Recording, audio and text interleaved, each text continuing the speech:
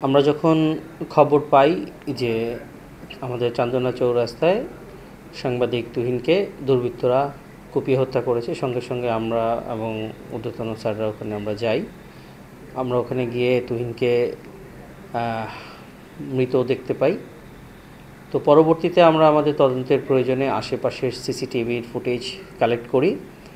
তো আসলে আমরা ওই সিসিটিভির ফুটেজে কালেক্ট করে আমরা যে জিনিসটি জানতে পারি সেটি হচ্ছে, সিসিটিভির ফুটেজ আমাদেরকে যেই তথ্যগুলো দিয়েছে সেক্ষেত্রে একটি নারী একজন পুরুষের সাথে কোনো একটা বাকবিতণ্ডায় জড়িয়ে যায় রাস্তায়।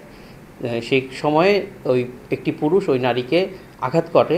ওই আঘাতের সাথে সাথেই ওই নারীর পূর্ব থেকে পরিচিত 4-5 জন সশস্ত্র, দ্যাট মিনস হাতে চাপাতি সহ এসে ওই পুরুষ ব্যক্তিটিকে উপর্যুপরি আঘাত করে। আঘাত করার এক পর্যায়ে ওই পুরুষটিকে আর সিনের ভিতরে পাওয়া যায় না। পরবর্তীতে আমরা খোঁজ নিয়ে জানতে পারি এই পুরুষটি আমাদের জয়দেবপুর সদর হাসপাতালে আছে। তার নাম বাদশা মিয়া। তার সাথে আমাদের পুলিশের কথা হয় এবং আমরা তার মাধ্যমে এবং স্থানীয় মাধ্যমেও জানতে পারি যে ওই যে এই নারীকে ওই বাদশা মিয়া আহত করেছে এবং আহত করার কারণে ফলশ্রুতিতে যে 4-5 জন ছেলে এসে উপর্যুপরি বাদশা মিয়াকে খুব কোপালে, এই দৃশ্যটি ওই চৌরাস্তায় অবস্থিত সাংবাদিক তুহিন তার মোবাইলে ধারণ করে।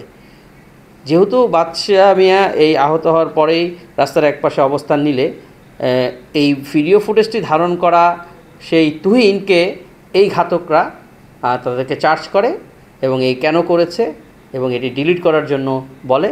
এবং এরই এক পর্যায়ে যখন তুহিন ডিলিট করতে চায় না কিংবা ভিডিওর বিষয়টি অস্বীকার করতে চায়, তখনই তারা ওই অবস্থাতেই ক্ষিপ্ত হয়ে তাকে উপর্যুপরি আঘাত করে মেরে ফেলে।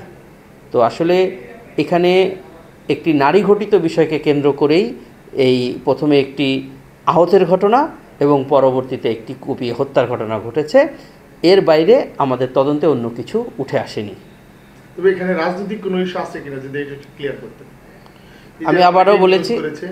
আমি আবারও বলেছি যে সিসিটিভির ফুটেজটি আছে, সেই সিসিটিভির ফুটেজটি ভালোভাবে পর্যবেক্ষণ করে আমরা প্রাথমিক যে তথ্যটি পেয়েছি যে একটি নারী ঘটিত বিষয়ের দ্বন্দ্বকে কেন্দ্র করে কিছু উচ্ছৃঙ্খল দুর্বৃত্ত যুবক প্রথমে বাদশা মিয়াকে উপর্যুপরি কুপিয়ে আহত করে।